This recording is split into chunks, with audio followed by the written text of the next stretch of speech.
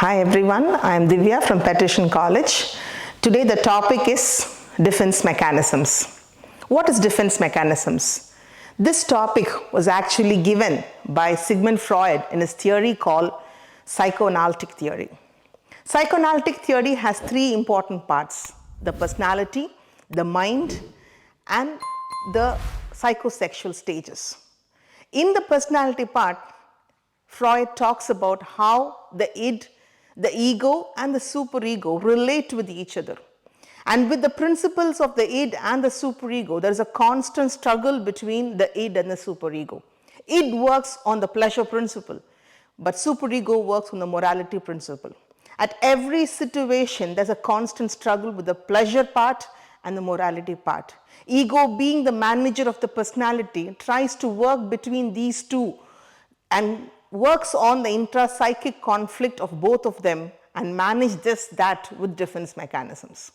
So there are many types of defense mechanisms, and today we will concentrate on few important things. The first defense mechanism is called as repression. Repression is a defense mechanism where whatever not okay, whatever is not comfortable, whatever is negative or traumatic is unconsciously suppressed into the mind. It may be forgotten, but it has an effect on the person's behavior and on his relationships. These defense mechanisms actually help us to defend ourselves, to safeguard ourselves, but in a longer run will be proving to be ineffective. The second defense mechanism is called denial. When we see the word denial by itself says, I deny certain things. So there's a certain thought, certain emotion which is part of a person, and the person denies the existence of that thought and emotion, which makes him feel him or her comfortable.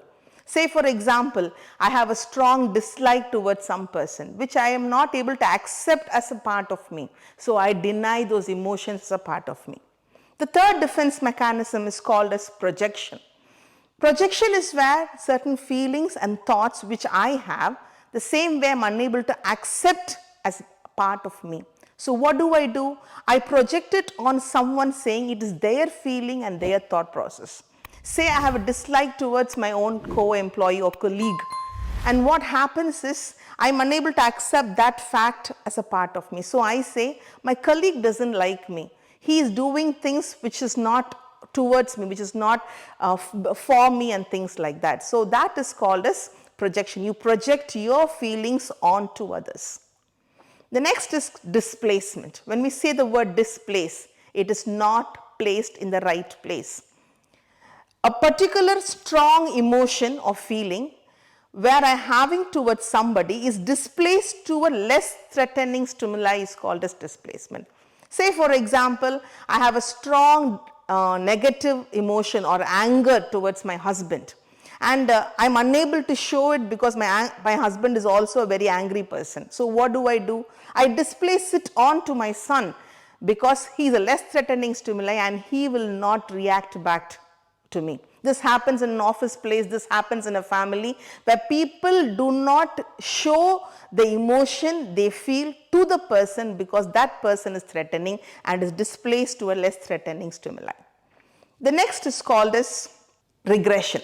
Regression is where a particular person goes back to an earlier stage of development and is not able to see what is happening now. Say for example, I have a very difficult situation where my personal area, I have a problem. I do not face the problem, or I go back, daydream, or go back and sleep. And this is going back to an earlier stage of development where I do not act like an adult. The last type of defense mechanism is called as sublimation. Sublimation is where the energy that accompanies negative emotions are actually focused on to a socially approved activity. Say for example, I am very angry and there is a lot of energy that comes because of my anger. That anger, I can simply go and clean my cupboard, or I go to do boxing. So all these are socially approved activities, and that energy that comes out of a negative emotion is now channelized to a socially approved activity. So this is all regarding defense mechanism. We will see another topic the next time. Thank you.